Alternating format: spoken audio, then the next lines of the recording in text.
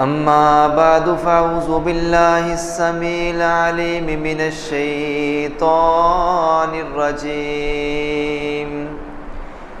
बिस्मिल्लाहिर्रहमानिर्रहीम।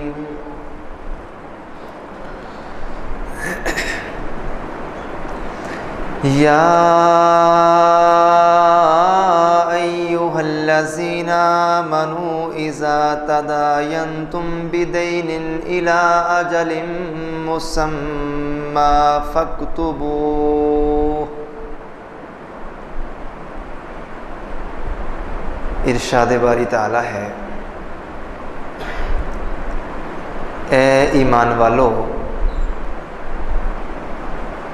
जब तुम आपस में एक मुकर्रर मुद्दत तक कर्ज का लेन देन करो तो इसे लिख लिया करो। सदक़ल्लाहुल अज़ीम व सदक़ रसूलुहुन नबियुल करीम।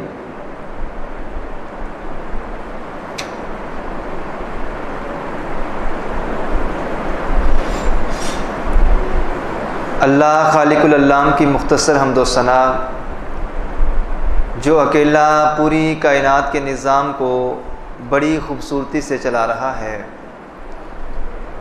वो मालिक हमेशा से है और हमेशा रहेगा। अनगिनत लातादाद बेशुमार हर किस्म के जायज़ दुरूद व सलाम इमामुल अंबिया जनाब मुहम्मदुर रसूलुल्लाह सल्लल्लाहु अलैहि वसल्लम की ज़ात अक़दस के लिए। अज़ीज़ भाइयों, दोस्तों, बुज़ुर्गों, नौजवान साथियों, काबिल इज़्ज़त, काबिल एहतराम पर्दानशी मेरी इस्लामी रूहानी माँ बहनों, मैंने आप अहबाब के सामने पारा नंबर 3 सूरतुल बकरा की आयत नंबर 282 तिलावत की है। इस मुनासबत से आज की हमारी गुफ्तगू का उन्वान है, इस्लाम में ख़रीदो फ़रोख्त के अहकाम। गुज़श्ता 2 जुमाआत से अल्लाह की तौफ़ीक और रहमत से आप अहबाब के सामने कुरान और सुन्नत की रोशनी में इस्लाम में ख़रीदो फ़रोख्त के आदाब के हवाले से गुफ्तगू की गई है। ख़रीदो फ़रोख्त के हवाले से ही आज तीसरा और आखिरी जुमा ख़रीदो फ़रोख्त के अहकाम के हवाले से चंद गुजारिशात आप अहबाब के गोश गुजार करूँगा। अल्लाह की तौफ़ीक और रहमत से मेरे मालिक ने चाहा तो ज़रूर फ़ायदा होगा।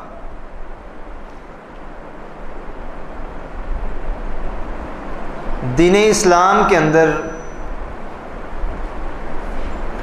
इस्लाम के मानने वालों के लिए इस्लाम एक ज़िंदा दीन है और ज़िंदा इंसानों के लिए इसके अंदर बेशुमार और हर तरह के अहकाम अल्लाह ताला ने समझा दिए हैं। हमारा ये टॉपिक इस्लाम में ख़रीदो फ़रोख्त के हवाले से ये इस कदर अहम और ज़रूरी है कि इसका हमारी इस दुनियावी ज़िंदगी के साथ भी और उखरवी ज़िंदगी के साथ भी बहुत गहरा ताल्लुक़ है। इतना गहरा ताल्लुक़ है कि उस वक़्त तक इंसान के नामा आमाल का फ़ैसला ही नहीं किया जाएगा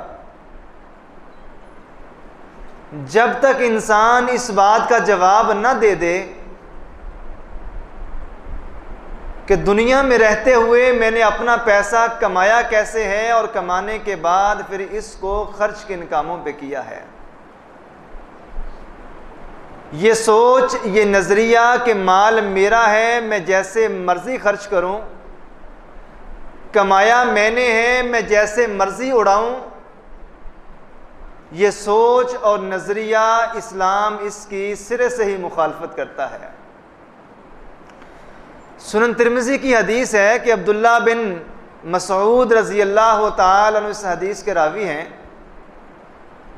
रसूलुल्लाह सल्लल्लाहु अलैहि वसल्लम ने फरमाया, ला तज़ूलु कदम इब्न आदम यौमल क़ियामा इंद रब्बी। आदम के बच्चे के कदम कल क़यामत के रोज़ अल्लाह के दरबार में उस वक़्त तक अपनी जगह से हिलने ही नहीं पाएंगे, हत्ता युसअला अन खम्सिन, जब तक इस कायनात का हर फर्दो बशर अपनी ज़िंदगी के मुताल्लिक़ 5 सवालों का जवाब अल्लाह को ना दे दे। जब तक 5 बातों का जवाब इंसान न दे पाएगा, अल्लाह ताला इंसान को उसके कदमों से एक ज़र्रा बराबर भी आगे पीछे होने की इजाज़त नहीं देगा। उन 5 सवालात में से पहला सवाल ये है कि अन उम्री फीमा अफनाहु, बंदिया बता तुझे मैंने इतनी खूबसूरत ज़िंदगी अता की थी, इस ज़िंदगी को किन कामों में लगा के आया है। दूसरा सवाल इंसान से होगा अन शबाबी फीमा अबलाहु, जवानी जो उम्र का इंतहाई अहम और पीक टाइम का मरहला है, इस जवानी के मुताल्लिक़ इंसान से अलग से सवाल किया जाएगा। उम्र किन कामों में खर्च करके आया और जवानी किस तरह के कामों में गुजार के आया। और तीसरा और चौथा सवाल इंसान से माल के मुतल्लिक़ किया जाएगा। वअन मालिही मिन ऐना इक्तसबहु वफीमा अनफकहु, तीसरा और चौथा सवाल इंसान से अल्लाह करेंगे, मेरे बंदे बता कमाया कैसे था। और कमाने के बाद चौथा सवाल कि इस कमाए हुए को, अल्लाह की दी हुई अमानत माल को खर्च किन कामों में करके आया है। इंसान कमाने के इत्बार से भी इस्लाम की हदूद के अंदर रहने का पाबंद है, और कमाने के बाद खर्च करने के इत्बार से भी कदम कदम पे ये कुरान और सुन्नत का मोहताज है। और आखिरी सवाल अल्लाह इंसान से करेंगे, व माज़ा आमिला फीमा अलिमा। इसका ताल्लुक भी आज के हमारे इस मौजू के साथ है, बल्कि 5 के 5 सवालों का ताल्लुक हमारे मौजू के साथ है। खरीदो फरोख्त का मामला हमारी ज़िंदगी में होता है, खरीदो फरोख्त का मामला हमारी जवानी के लम्हात में होता है, और सीखने के बाद, समझ जाने के बाद, इल्म हो जाने के बाद उस पे अगर अमल नहीं किया जाएगा तो इसका ताल्लुक भी हमारी ज़िंदगी के साथ है। हर सवाल दूसरे सवाल के साथ इसकी कड़ी मिली हुई है। और मेरे नबी ने फरमाया कि आदम की औलाद में से कोई बंदा, कोई बंदी उस वक़्त तक रब्बे किब्रिया के दरबार से एक बलिश्त, एक ज़र्रा बराबर भी हिल नहीं पाएगा, एक कदम भी अपना आगे पीछे नहीं कर पाएगा, जब तक इन 5 सवालों के मुतल्लिक़ अल्लाह ताला को अपनी ज़िंदगी के मुतल्लिक़ जवाब ना दे दे। इंसान के कमाने और इंसान के खर्च करने का ताल्लुक इंसान की नेकियों के साथ भी है, और इंसान की नेकियां, इंसान के आमाल अल्लाह रद्द कर देते हैं ये कहते हुए कि मतामहु हरामुन व मलबसहु हरामुन। बंदिया जो तूने लिबास पहना है वो भी हराम का,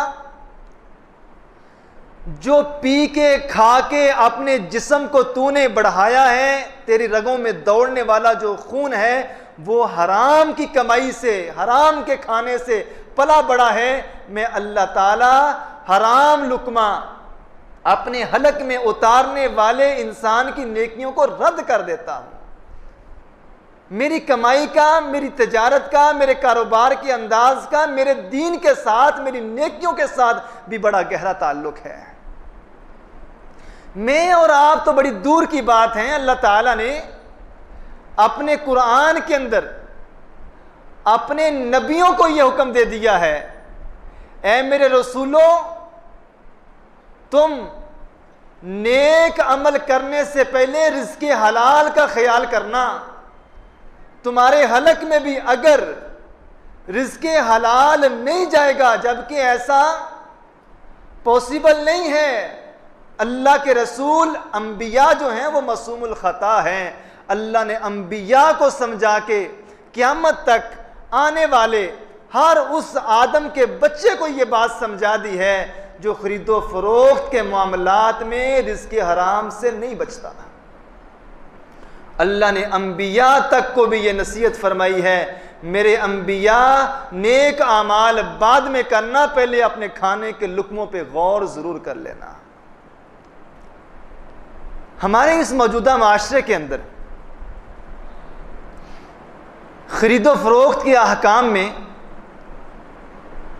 कबाहतों की और हराम ज़राई की एक लंबी फहरिस्त है।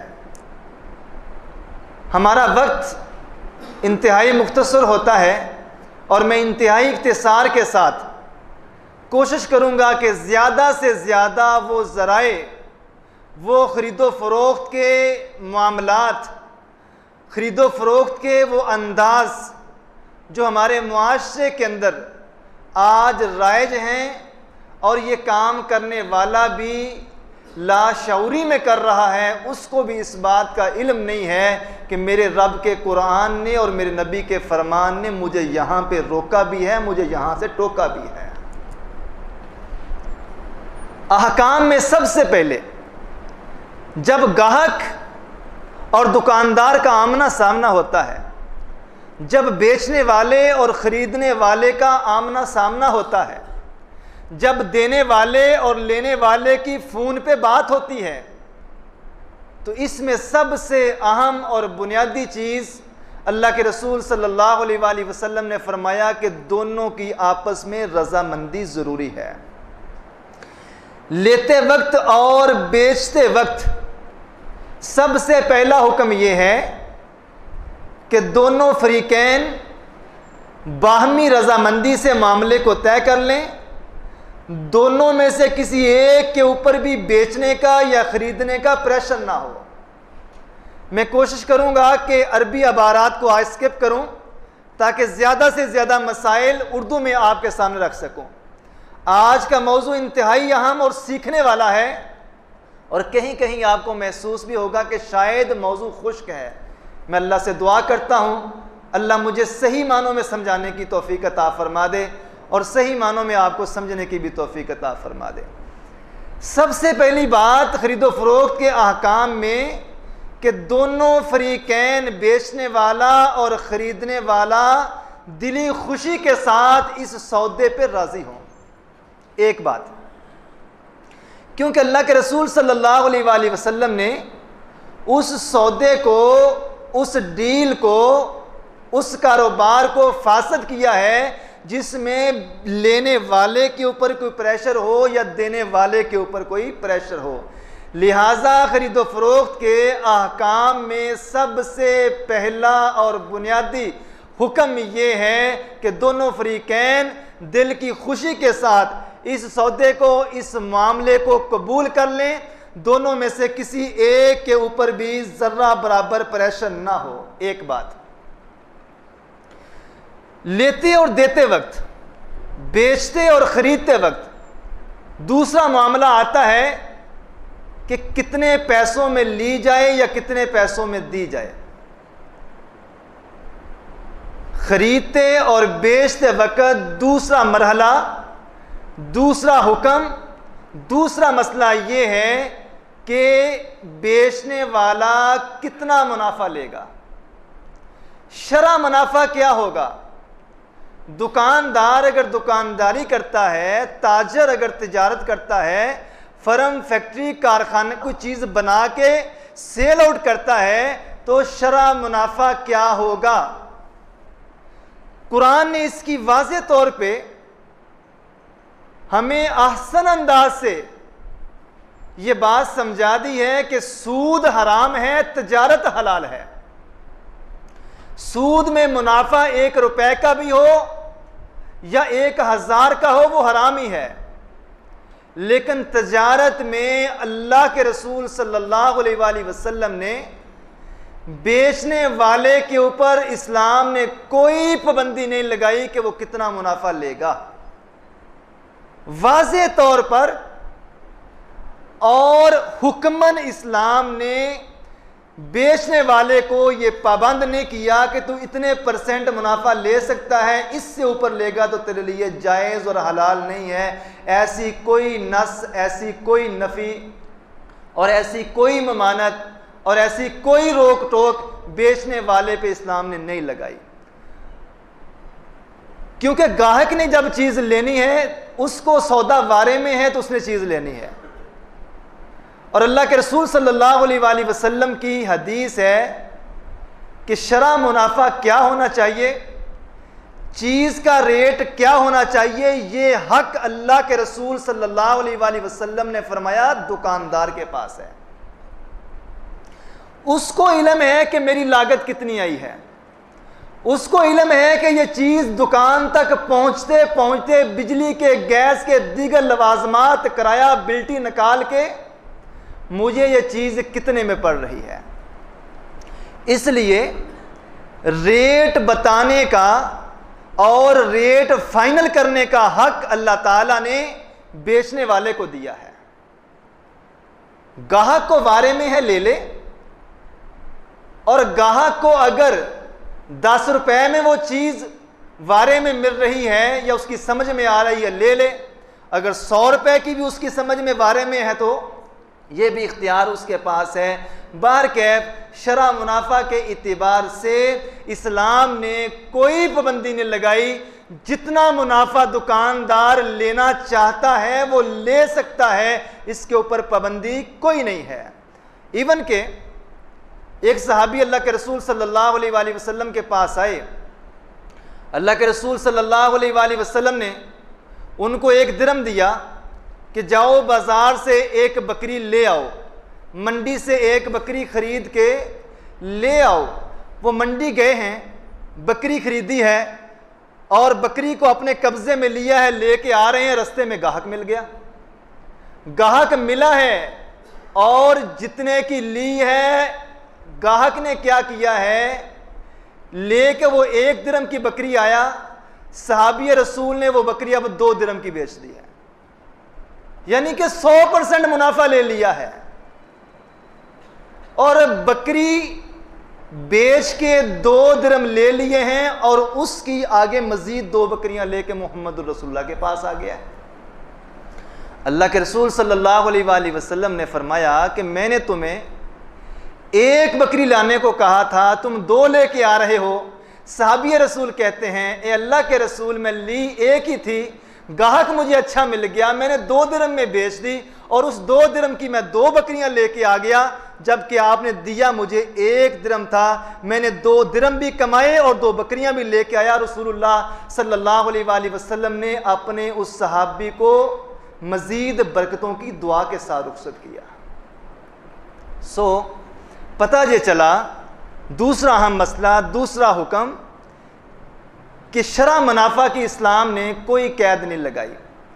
लेने वाले को जहां मुनासिब लगता है वो ओके कर ले, और बेचने वाले को जहां तक बारे में महसूस होता है वो शरअ मुनाफा लेके सौदा बेच सकता है। लेकिन इस ज़मन में एक इंतहाई अहम चीज़ जो इस्लाम के मानने वालों को समझने वाली है कि बाज़ औक़ात ऐसे होता है कि अगले बंदे की मजबूरी से फ़ायदा उठाया जाता है। दुकानदार को पता है कि ये चीज़ अब मेरे पास ही पड़ी है, साथ वाले किसी दुकानदार के पास ये चीज़ अब नहीं है, मार्केट के अंदर इस चीज़ की शॉर्टेज है।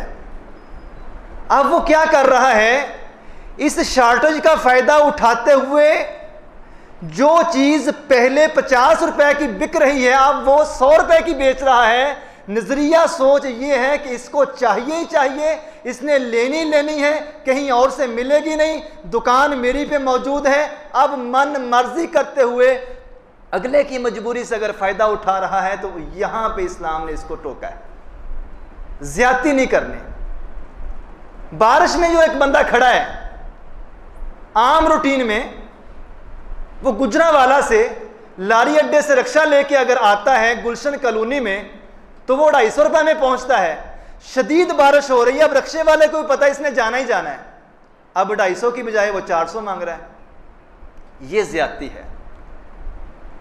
जितने चाहे ले सकता है, इस्लाम ने इजाजत दी है, लेकिन मौका देख के गाहक को फंसाना और उसकी मजबूरी से फ़ायदा उठाना, इससे इस्लाम ने हमें मना फरमाया है। और मना ही नहीं फरमाया बल्कि यहाँ तक फरमाया है कि सहाबी रसूल हकीम बिन हज़ाम कहते हैं कि जब मैंने अल्लाह के रसूल सल्लल्लाहु अलैहि वसल्लम के हाथ पे बैत की, इस्लाम कबूल किया, तो अल्लाह के रसूल ने जो शराइत लगाई थी मेरी बैत की, मेरे इस मुसलमान होने की, इस्लाम लाने के बाद करने के कामों की, उनमें से एक ये भी थी कि ख़रीदते और बेचते वक्त मैं हमेशा आसानी पैदा करूं, देते और लेते वक्त हमेशा आसानी पैदा करूं। इस ज़िमन में शरअ मुनाफा के इतिबार से हमारे सामने दो चीज़ें आ गई हैं कि शरअ मुनाफा की कोई कैद नहीं है, जितना चाहें आप ले सकते हैं, लेकिन ज़ख़ीरा अंदोज़ी के अंदाज में या फिर गाहक की मजबूरी से फ़ायदा उठाते हुए, उसको जलील करते हुए या उसकी जो बेबसी है उससे फ़ायदा उठाते हुए उससे ज़्यादा बटोरना, ज़्यादा लेना, इससे इस्लाम ने ज़रूर मना किया है। और इस्लाम ने हुक्म दिया है कि यस्सिरू वला तासिरू, आसानियाँ पैदा करो, लोगों के लिए मुश्किलात पैदा न करो। तीसरी चीज़, जब कोई चीज़ मैं ख़रीदता हूँ, वो गाड़ी की शक्ल में है, वो बाइक की शक्ल में है, या बाज़ार में जाके कोई चीज़ ख़रीदता हूँ, तो इस्लाम ने मुझे एक हुक्म ये भी दिया है कि चीज़ लेने से पहले अच्छे से चेक कर लो कि चीज़ कहीं ये चोरी की तो नहीं है। तीसरा मसला, तीसरा हुक्म कि अल्लाह के रसूल सल्लल्लाहु अलैहि वसल्लम ने चोरी की चीज़ बेचने से भी मना फरमाया है, और चोरी की चीज़ ख़रीदने वाले के लिए भी ममानत रखी है, क्योंकि इसको पता है चीज़ चोरी की है और जिसके पास है उसने जान छुड़ानी है, देनी है।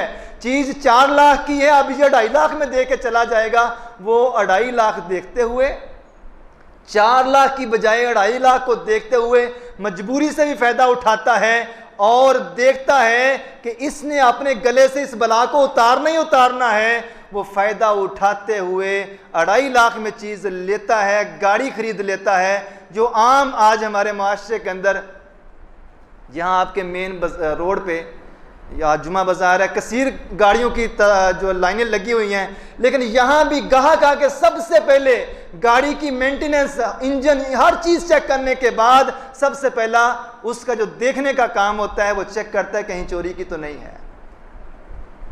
जो चीज़ मैं और आप सोचते हैं ये आज से 1450 साल पहले मोहम्मद रसूलुल्लाह ने बतला दी है। और अल्लाह के रसूल ने फरमाया था कि चोरी की चीज़ ना बेची जाए और चोरी की चीज़ ना ही खरीदी जाए। आगे बढ़ता हूँ, वक्त कम है। तीसरा हमारा मसला ये था, तीसरा अहकाम में से हुक्म ये था कि जब भी कोई चीज़ लेनी है या जब भी कोई चीज़ बेचनी है, इस बात का भी ख्याल रखा जाएगा कि लेने वाले को चोरी की चीज़ ना थमा दी जाए, ताकि बाद में उसके लिए इंक्वायरियाँ, पंचायतें, अदालतों के चक्कर और उसके लिए मुश्किलात पैदा हो जाएं। और बेचने वाले के लिए भी ज़रूरी है कि धोखे से असली कह के नकली चीज़ उसके हवाले ना करें। चौथी चीज़, अल्लाह के रसूल सल्लल्लाहु अलैहि वसल्लम ने फरमाया कि जब दो बंदे डील करते हैं, उनकी डील घंटों चलती रहे, एक मसले पे सौदा तय करते करते उनको काफ़ी टाइम लग जाए, अल्लाह के नबी ने फरमाया दोनों बंदे जब तक वो जगह छोड़ नहीं देते, एक कमरे में बैठे, एक ऑफिस में बैठे, डील चल रही है, वो ज़्यादा बता रहा है, ये कम करने की कोशिश कर रहा है, सौदा तय हो रहा है, बार्गेनिंग हो रही है, उतार चढ़ाव सामने आ रहा है, लेकिन सौदा तय हो गया। अब उठने से पहले पहले, ये जगह छोड़ने से पहले पहले, इस कमरे से बाहर जाने से पहले पहले, इस ऑफिस से आउट होने से पहले पहले रसूलुल्लाह सल्लल्लाहु अलैहि वसल्लम ने दोनों को इख्तियार दिया है, बेचने वाले को भी, खरीदने वाले को भी। अगर तुम सौदा मनसूख करना चाहते हो तो इस मजलिस को छोड़ने से पहले पहले, यहां से बाहर जाने से पहले पहले तुम सौदा कैंसिल कर सकते हो। यहां भी एक खराबी है। हमारे यहां होता यह है, शरीयत का बाहर का यह हुक्म है कि चाहे तो यहां से उठने से पहले पहले सौदा मनसूख करने की, रिजेक्ट करने की, डील से हट जाने की, मामले को रफा दफा करने की इस्लाम ने रुख्सत और इजाज़त दी है। लेकिन हमारे यहाँ होता यह है कि जब एक बात हो जाए तो फिर अगले बंदे को इस बात पे मजबूर और फोर्स किया जाता है, भाई तेरी मेरी गाल हो गई है, तेरी मेरी जो बात हो गई है वो एक तरफ।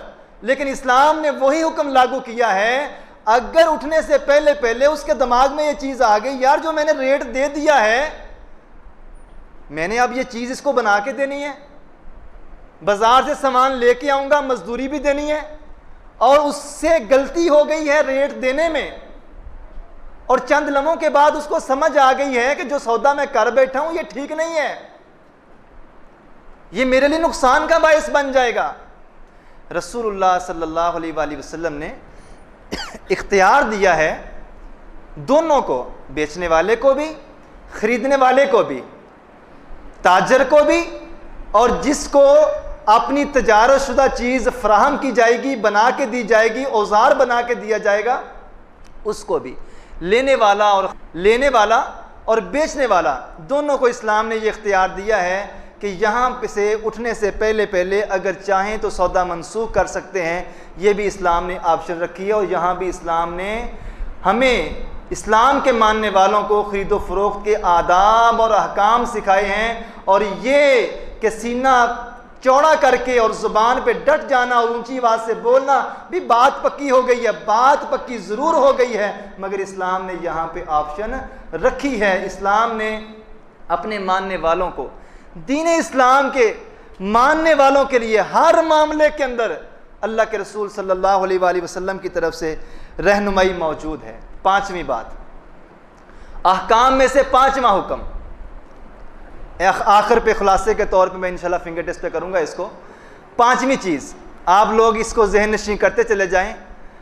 पांचवी चीज़, अहकाम में से पांचवी चीज़, बहुत सारी चीज़ें जो हलाल होते होते हराम हो जाती हैं जगह की नामुनासिबत की बिना पे। रसूलुल्लाह सल्लल्लाहु अलैहि वसल्लम ने मना फरमाया है कि मस्जिद के अंदर किसी कारोबार की डील की जाए, मस्जिद के अंदर कोई सौदा तय किया जाए, मस्जिद के अंदर कोई चीज़ बेची जाए या मस्जिद के अंदर कोई चीज़ खरीदी जाए। इस्लाम के हर काम में हिकमत है। मंडी बाजार अल्लाह ने इसी काम के लिए बनाए हैं, लेकिन मस्जिद जहाँ पे इंसान ने अल्लाह के साथ आके राबता अपना मजबूत करना है, इंसान अल्लाह से बातें करने के लिए आता है, इस मस्जिद के तकद्दस को पामाल करने के, बेअदबी के जो मराहिल हैं, असबाब हैं, उनमें से एक सबब ये है कि बंदा जो बातें बाजार में लेके बैठा है वो बातें अल्लाह के घर में आके भी करे। मंडी बाजार के मामलात को अल्लाह के घर के अंदर भी तय किया जाए, यहां भी बैठ के सौदे किए जाएं, यहां भी बैठ के खरीदने की बात हो, यहां भी बैठ के बेचने की बात हो। मुहम्मदुर रसूलुल्लाह सल्लल्लाहु अलैहि वसल्लम ने मस्जिद के अंदर खरीदने और बेचने के एतबार से हर मामले को मकरूह और हराम करार दिया है कि मस्जिद के अंदर आके कोई चीज़ बेची जाए, मस्जिद के अंदर आके कोई चीज़ खरीदी जाए, या मस्जिद के अंदर बैठ के कोई डील की जाए। आगे बढ़ता हूँ। खरीदो फरोख्त के अहकाम में से छठा हुक्म यह है, अल्लाह के रसूल ने ज़ख़ीरा अंदोज़ी से मना फरमाया है।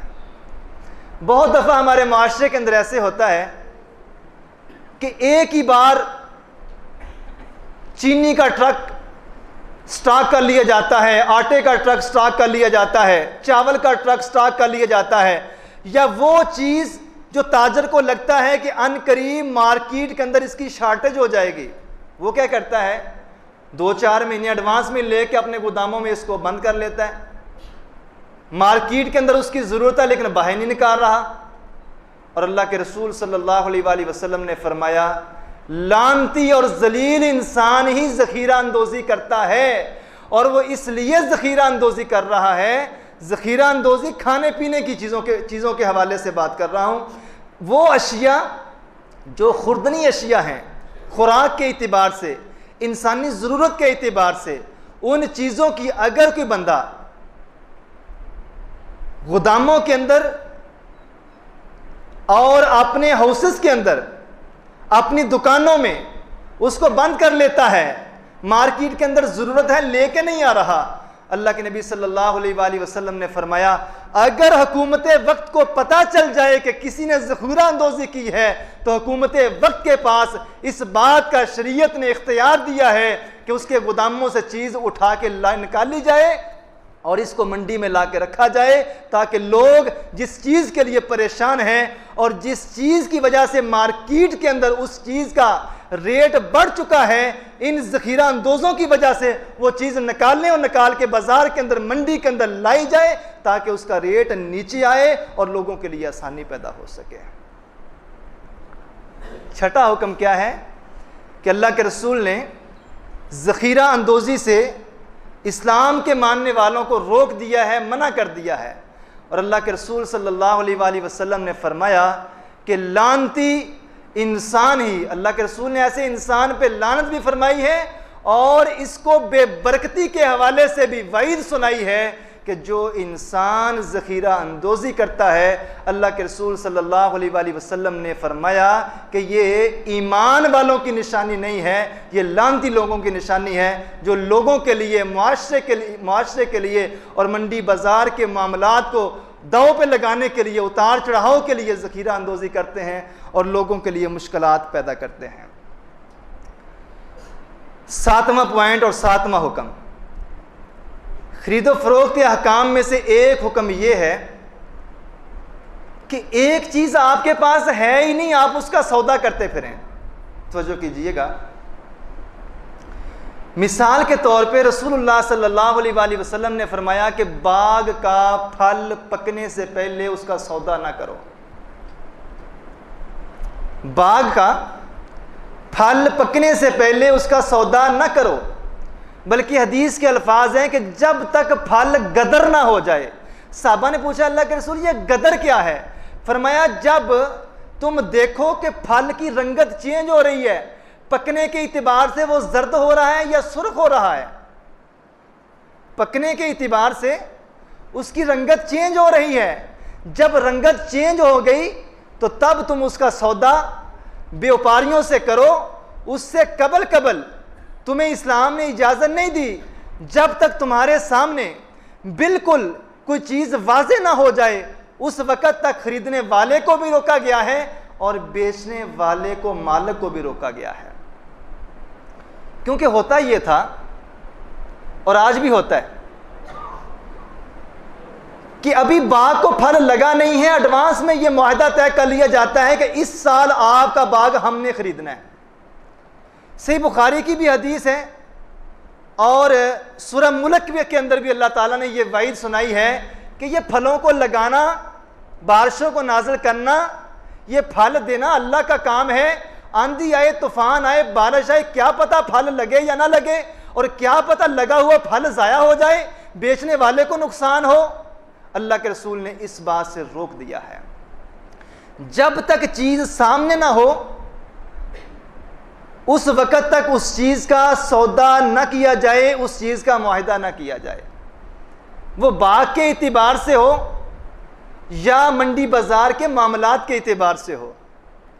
अल्लाह के रसूल सल्लल्लाहु अलैहि वसल्लम ने हुक्म दिया है कि बाग को उस वक़्त तक मत बेचो जब तक उसका फल पकने के करीब हो और उसका फल तुम्हें वाज़े तौर पे सामने नजर आना शुरू हो जाए और तुम्हें पता चल जाए कि अब फल के पकने में थोड़ा ही टाइम बाकी रह गया है, उससे पहले कच्चे फल पे या बगैर फल के लगे हुए बूटे का रेट करना या बाग का रेट करना या कई सालों के लिए एडवांस में मुआहिदा कर लेना कि इतने साल तक हम नहीं आपका बाग खरीदना है, इस चीज़ से भी, इस तरह के कारोबार से भी, कारोबार के इस अंदाज से भी रसूलुल्लाह सल्लल्लाहु अलैहि वसल्लम ने अपने मानने वालों को रोक दिया है। अरब के अंदर एक रिवाज ये था कि अभी ऊँटनी ने बच्चा दिया नहीं है, अभी ऊँटनी ने बच्चा दिया नहीं है, हामला है, बच्चा अभी ऊँटनी के पेट में ही है, तो सौदा तय कर लिया जाता था कि इस बार ऊँटनी जो बच्चा देगी हम आपसे इतने में खरीदते हैं। अल्लाह के रसूल ने इस पे भी कांटा लगा के इससे भी मना फरमा दिया, जब तक कोई चीज़ वाज़े तौर पर तुम्हारे सामने ना आ जाए, लेने वाले को भी रोक दिया गया और बेचने वाले को भी रोक दिया गया। खरीदो फरोख्त के अहकाम में से 8वां हुक्म यह है कि अल्लाह के रसूल ने बोली बढ़ाने से मना फरमाया। कभी आप मंडी में जाएं, आम बोली लगाने से अल्लाह के रसूल ने मना नहीं फरमाया। ऐसी बेशुमार मिसालें हदीस से मिलती हैं। अल्लाह के रसूल ने कोई चीज़ सामने रखी है तो अल्लाह के रसूल ने फरमाया कौन इसका रेट देगा, कौन इसको खरीदेगा। बोली लगती है और न्यूट्रल होकर बोली लगती है, जो रेट ज़्यादा देता है अल्लाह के पैगंबर उसके हवाले कर देते हैं। और आज भी अगर ऐसा है, न्यूट्रल होकर बोली लगाई जाती है, उससे इस्लाम ने मना नहीं किया। लेकिन अगर कोई बंदे रख लिए हैं, दोस्त अहबाब को तीली लगाई जाती है, दोस्त अहबाब के कान में ये बात कही जाती है, दोस्त अहबाब को पहले तैयार किया जाता है, जब मैं बोली लगाने लगूं तो तूने वक्फे वक्फे से बोली बढ़ाते जाना है ताकि ज्यादा रेट पे ग्राहक को फंसाया जा सके। मंडियों में ऐसे होता है। अल्लाह के रसूल ने इससे मना फरमाया। हमें पता ही नहीं चलता किस किस तरीके से मैं हराम अपने बच्चों को खिला रहा हूं, और हम जुर्म भी करते हैं लेकिन इसको जुर्म समझते नहीं है। हम गलत भी करते हैं लेकिन हमें गलत लगता नहीं है। इसलिए मैंने गुज़श्ता जो मैं ये बात आपके सामने रखी थी कि किसी मुल्क में रहते हुए उस मुल्क के कवानीन को ना जानना भी जुर्म है। मुसलमान होते हुए हराम कमाना जितना जुर्म है, उतना ही बड़ा जुर्म यह है कि हमें इस बात का इल्म ही ना हो कि हराम कमाया कैसे जाता है या कौन सी चीज़ हराम के ज़िम्मे में आती है। आगे बढ़ता हूं कि बोली बढ़ाने से अल्लाह के रसूल सल्लल्लाहु अलैहि वसल्लम ने मना फरमाया है। 9वीं चीज़, अल्लाह के रसूल ने फरमाया चीज़ को कब्जे में लेने से पहले आगे फरोख्त ना करो। चीज़ को अपनी कस्टडी में, अपने कब्जे में लेने से पहले चीज़ को फरोख्त ना करो। बहुत सारे लोगों को बहुत सारे अश्काल होंगे इस हवाले से। होता यह है, ताजर क्या करता है, चीज़ मार्केट से ख़रीदता है, अभी चीज़ उसने वहाँ से उठाई नहीं है, उठा के अपने कब्ज़े में ली नहीं है, उस चीज़ की पेमेंट अभी पूरी की नहीं है। अब उसने क्या किया है, उस चीज़ को उधर पड़े पड़े ही आगे फ़रोख्त कर दिया है। अल्लाह के रसूल सल्लल्लाहु अलैहि वसल्लम के सहाबी हकीम बिन हज़ाम अल्लाह के रसूल से पूछते हैं, ए अल्लाह के रसूल, अगर मेरे पास कोई बंदा आए और मुझे आके कहे कि ये चीज़ मुझे दे दें, बेच दें, और वो चीज़ मेरे पास नहीं है, क्या मैं बाज़ार से वो चीज़ ला के एडवांस में उसको रेट बता के उससे पैसे वसूल कर सकता हूँ? अल्लाह के रसूल सल्लल्लाहु अलैहि वसल्लम ने फरमाया, मेरे सहाबी, जो चीज़ तेरे पास है ही नहीं उसका सौदा मत कर। सौदा तब कर जब तू वो चीज़ गाहक को दिखा दे। इस चीज़ को थोड़ा समझने की ज़रूरत है। अब एक बंदे का कारोबार है और कारोबार इस तरह का है कि वो चीज़ को बनाता है, बना के सेल करता है। इस ज़िमन में वो बंदा इस शिक से निकल जाएगा जब वो दुकानदार जो है, ताजर जो है, गाहक को, खरीदने वाले को वो वीडियो, ऑडियो या तस्वीर दिखा देगा, भी ये चीज़ हम आपको बना के देंगे, ये चीज़ हम आपको देंगे, और इससे ना आगे होगी ना पीछे होगी, ना इससे कमी होगी ना इससे बेशी होगी। ये ठीक है। लेकिन एक चीज लोगों को धोखा देने के लिए, और ऐसा आजकल होता है, ऑनलाइन जो सिस्टम चल रहा है, अगर कभी कोई चीज खरीदी है, मोस्टली फ्रॉड होता है, मोस्टली धोखे से चीज दिखाई कोई जाती है, दी कोई जाती है। इस ज़मन में रसूलुल्लाह ने फरमाया, क्योंकि उस वक्त ये ऑनलाइन सिस्टम नहीं था, उस वक्त ये लेटेस्ट दौर नहीं था, उस वक्त ये ऑडियो, उस वक्त ये वीडियो या तस्वीर दिखाने वाली बात नहीं थी। तब अल्लाह के रसूल ने फरमाया था, जब तक कोई चीज तेरे कब्जे में ना आ जाए, तू गाहक को सामने दिखा ना दे, उस वक्त तक उस चीज का सौदा तय ना कर। आगे पढ़ता हूं, रसूलुल्लाह सल्लल्लाहु अलैहि वसल्लम ने एक हमें इस चीज से मना फरमाया है कि बकरी का, गाय का, भैंस का, किसी भी पालतू जानवर का जो मंडियों में खरीदा और बेचा जाता है, वहां पे एक बड़ी कबाहत हमें ये नजर आती है कि व्यापारी चाहता है कि मेरा जो गाहक है वो देखे कि गाय या भैंस या बकरी दूध देने के इत्तेबार से बड़ी अच्छी नस्ल की है, और इस मकसद के लिए वो दो दिन तक बकरी का या गाय का या भैंस का दूध निकालता ही नहीं है, ताकि मंडी में जाके गाहक को दिखाते हुए दूध निकालूंगा तो दूध ज्यादा देगी और गाहक मुतासर हो जाएगा। रसूलुल्लाह सल्लल्लाहु अलैहि वसल्लम ने जानवर के थनों में दूध रोकने और रोक कर ज्यादा की नीयत से कि गाहक मुतासर हो जाए, गाहक को फंसाने के लिए दूध रोका जाता है, ताकि गाहक देखे बड़ी अच्छी नस्ल की है, बड़ा अच्छा दूध दिया है, और वो जल्दी मान भी जाए लेने के लिए और ज्यादा कीमत भी दे दे। मगर वो पोल तो तब खुलता है जब अगले टाइम का जाके दूध निकालता है। अल्लाह के रसूल ने व्यापारियों के लिए मंडी बाजार के मामलात के हवाले से एक हमें इस चीज से मना फरमा दिया है कि जानवर का दूध लोगों को धोखा देने के लिए थनों में मत रोको। अगली बात, अल्लाह के रसूल ने कुत्ते की खरीदो फरोख्त से हमें मना फरमा दिया है। कुत्ता जो चीज़ वैसे हराम है, इस्लाम का एक मोटा सा असूल ये है कि उसकी खरीदो फरोख्त भी हराम है। आगे बढ़ता हूँ, एक इस्लाम में ब्लड और खून दे के उसकी कीमत लेने से मना फरमाया है।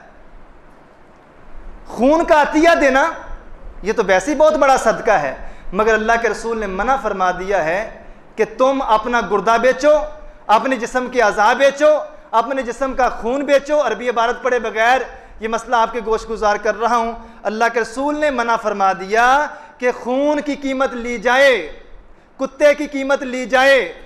काहिन और नजूमी जो पैसे लेता है और लेके वो अपने बच्चों को खिलाता है, उस शरीनी से भी इस्लाम ने मना फरमा दिया।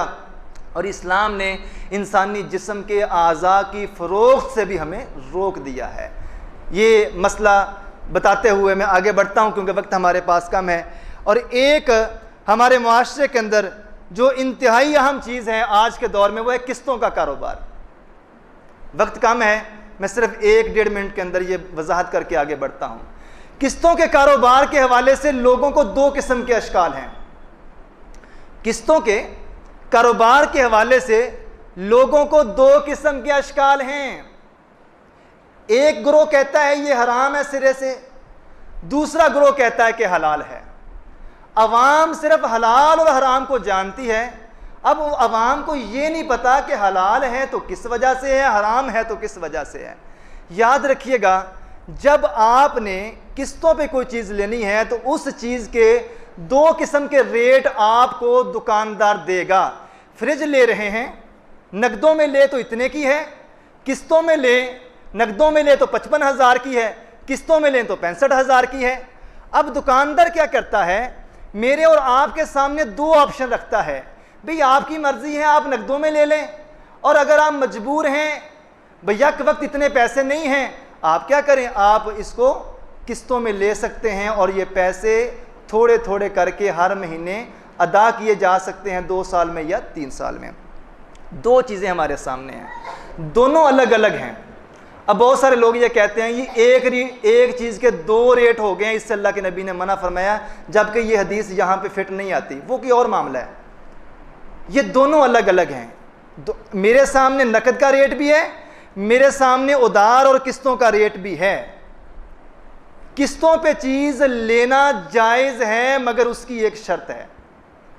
शर्त यह है कि सूद की आमेज़श ना हो। सूद की आमेज़श कैसे होती है कि जब आप ये एग्रीमेंट करते हैं कि मैं 65,000 की फ्रिज किस्तों पे ले रहा हूँ और साथ ये भी लिखा जाता है कि हर महीने आपने इसकी 3,000 या 4,000 किस्त अदा करनी है, अगर किस्त वक्त पे अदा ना की तो इतने % अजाफी जुर्माने के साथ आपको किस्त देना पड़ेगी। उलमा शेख इब्न बाज, शेख इब्न उसैमन, सऊदी अरब के मुफ्ती आज़म जो हैं, उन्होंने क्या कहा है कि अगर इस शर्त को निकाल के को किस्तों पे चीज़ दे और इजाफी पैसे जुर्माने की शक्ल में वसूल न करे, क्योंकि माहाना किस्त जो है वो 3,000 अदा करनी है और ये क्या कहता है आप 4 दिन लेट आए आप 3500 रुपया जमा करवाओ, ये ऊपर 500 जो है ये सूद के ज़िम्मे में आएगा। अगर इस शक के बगैर कोई किस्तों पे चीज़ देता है, और सहाबा किराम रिज़वानुल्लाह अलैहिम अजमाइन के दौर में भी उधार पे चीज़ दी जाती थी मगर एक्स्ट्रा मुनाफा नहीं था लिया जाता। एक्स्ट्रा मुनाफे के बगैर अगर कोई किस्तों पे चीज़ दे रहा है तो उससे इस्लाम ने मना नहीं फरमाया। ये मोटा सा उसूल याद रखने की बात है। आप किस्तों पे चीज़ लेने से पहले, वो फर्नीचर है, वो गाड़ी है, वो फ्रिज है, वो वॉशिंग मशीन है, वो एयर कूलर है, सो एंड सो कोई भी चीज़ है, लेने से पहले हमें ये चीज़ चेक करनी है क्या इनकी शिक्कों में से कोई शिक ऐसी तो नहीं है कि अगर मैं उस शिक पे गौर करूं तो मुझे नज़र आए कि इसमें सूद की आमेज़श है। ये अगर शिक नहीं है तो किस्तों पे कोई चीज़ लेने में कोई कबाहत नहीं है। कारोबार जिसको बना लिया गया है, आज हमारे माशरे के अंदर एक बड़ी बिगड़ती हुई और हमारी नौजवान नस्ल को तबाह करती हुई चीज़ टिकटॉक है। इसको कारोबार बना लिया गया है। क्या बच्चे, क्या बड़े, क्या बूढ़े, क्या जवान, सही मानों में बगैरत बनाया जा रहा है कौम को। एक वक्त था कि अगर किसी गांव में कोई बंदा देख लिया जाता कि ये लड़का ड्रामों में चला गया है तो पूरे गांव में थू थू होती थी। लेकिन आप वालिदैन पास बैठे हैं, कोई गलत कहने को तैयार नहीं है। सिर्फ ये देखा जा रहा है कि बच्चे के अंदर टैलेंट है, और भी टैलेंट अगर है तो उसको सही जगह पे यूटिलाइज करें। इसी कंजरपोने के लिए ये टैलेंट रह गया है। अगर बच्चे के अंदर टैलेंट है तो उसको सही जगह पे लगाएं। मैं किसी की दिल आज़ारी नहीं करता, अल्लाह हमारे बच्चों की हिफाजत फरमाए। ये इस वक्त का, इस कौम के लिए सबसे बड़ा फितना है। कारोबार के जितने भी अहकाम मैंने आपके सामने रखे हैं 13-14 में उनको एक दफ़ा रिपीट करता हूँ। सबसे पहले मैंने आपके सामने रखा कि फ़रीक़ैन दोनों जो हैं वो रज़ामंद हों, शरअ मुनाफा की कोई कैद नहीं है, चोरी का माल ना बेचा जाएगा ना ख़रीदा जाएगा, और सौदा मनसूख करने का तरीका क्या है कि जगह छोड़ने से पहले पहले सौदा मनसूख किया जा सकता है। मस्जिद में ख़रीदो फ़रोख्त की बात मत की जाए, ज़ख़ीरा अंदोज़ी ना की जाए। सातवीं चीज़ यह है कि बाग का फल पकने से पहले उसका रेट, उसका जो सौदा है, मुआहदा है, वो तय ना किया जाए। आठवीं चीज़ ये है कि बोली लगाते हुए रेट बढ़ाने के लिए, बोली के लिए बीच में दलाल शामिल ना किए जाएँ। और नौवीं चीज़ यह है कि सामान पे कब्ज़ा करने से पहले पहले उस सामान को आगे फ़रोख्त ना किया जाए। और 11वीं चीज़ क्या है कि कुत्तों की खरीदो फ़रोख्त से इस्लाम ने मना फरमा दिया है। खून या अपने जिस्म का कोई अज़ा जो है उसको बेचना ताकि अपनी ज़रूरियात ज़िंदगी पूरी कर सकें, इससे इस्लाम ने मना फरमाया है। क्योंकि वो चीज़ जो मेरी है ही नहीं है, ये जिस्म के जो अज़ा हैं ये मैंने पैसे दे के या अपनी ज़ाती एफ़र्ट और कोशिश से मैंने हासिल नहीं किए। ये आँखें कुदरत की तरफ से अता की हुई हैं, हाथ अल्लाह की तरफ से अता किए हुए हैं। ये अल्लाह की तरफ से अतिया है, तोहफ़ा है, और ये अमानत है। और इस अमानत में अगर ख़यानत होगी तो इस्लाम हमें इस बात की, अपने जिस्म को नुकसान पहुँचाने की हमें इजाज़त नहीं देता। किस्तों के कारोबार के हवाले से बात की है, और सोशल मीडिया के एतबार से जो फहाशी और यानी के ज़रिए हमारी नौजवान नस्ल पैसे कमाने के चक्रों में लगी हुई है।